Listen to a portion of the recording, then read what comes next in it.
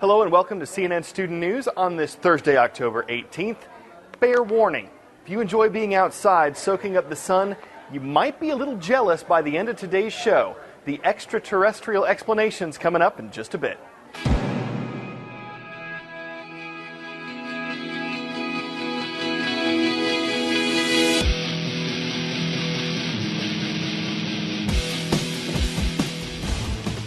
First up today, we have an update for you on Malala Yousafzai. She's the 14-year-old from Pakistan who was attacked and shot by the Taliban recently.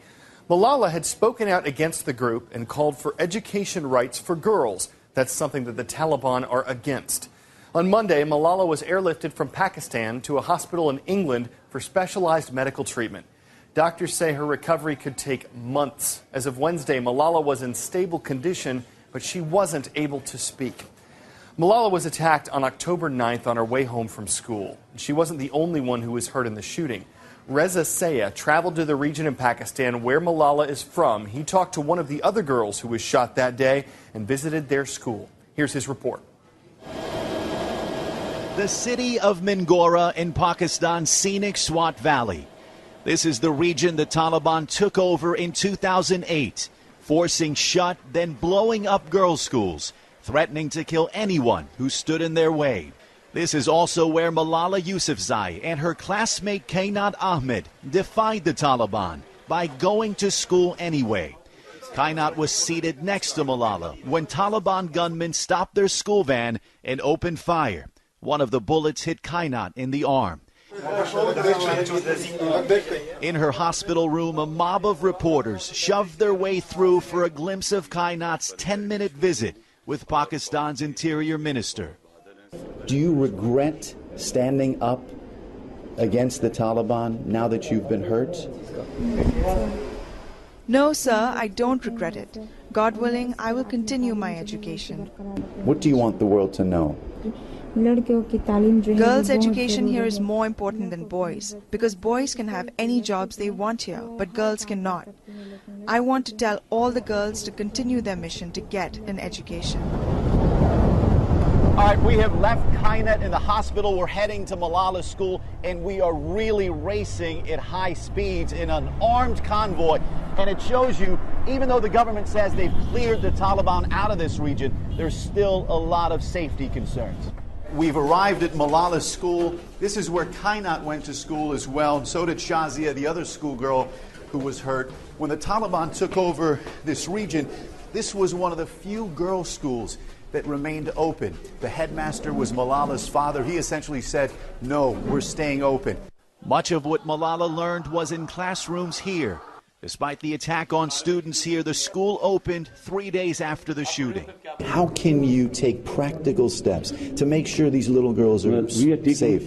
Practical steps. We have to change the mindset. It's a mindset we need to change. And the first practical step is to take action against these Zalman, these terrorists. Before she was attacked, Malala was working on starting a charity to promote female education. In the report, you just heard Kainat talk about the importance of girls getting an education in Pakistan.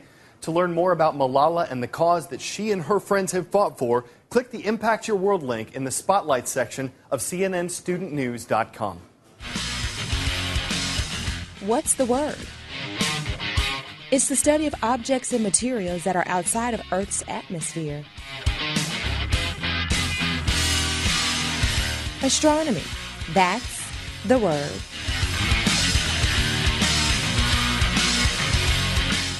There is a lot of sky, a lot of universe out there for astronomers to study. Sometimes those astronomers at NASA crowdsource. And what that means is they give wide groups of people access to the same information to see if they come up with anything. For example, the Kepler telescope. That's what this is. Its mission is to search the galaxy and collect data about stars and planets. Now, NASA made this data available to the public, and that's how two amateur astronomers discovered something like this. It's called a circumbinary planet, which means it orbits two suns. Only the one that was just discovered is believed to be orbited by two more distant stars. So you're looking at one planet, four suns. The citizen scientists compared their findings with professional astronomers to confirm the finding of the four-star planet. Those yellow wristbands you've probably seen all over the place are from the Live Strong Cancer Charity. Cyclist Lance Armstrong, who is a cancer survivor, helped found that organization 15 years ago. Yesterday, he announced he is stepping down as Live Strong's chairman. The U.S. Anti-Doping Agency says it has overwhelming evidence that Armstrong used banned performance-enhancing drugs during his career. Armstrong denies doping. He said he's walking away from the Live Strong organization to, quote, spare the foundation any negative effects as a result of controversy surrounding my cycling career. Today's shout out goes out to Ms. Ibarra and the students and teachers at Longford Middle School in Chantilly, Virginia. What is the capital of Texas? You know what to do. Is it Dallas, Houston, Austin, or El Paso? You've got 3 seconds. Go.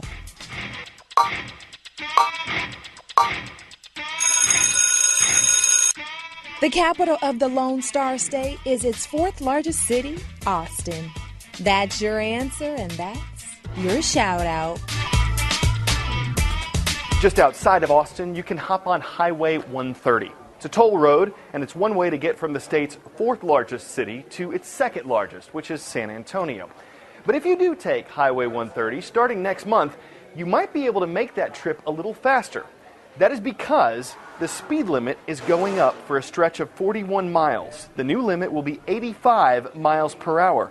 When that happens, this section of Highway 130 will officially become the fastest road in America. 35 states have raised speed limits to 70 or higher, and the engineers who built this one say that 85 is the safe and right speed for Highway 130. But some safety experts have raised concerns. They say that increasing speed limits leads to more accidents and more severe injuries in those accidents.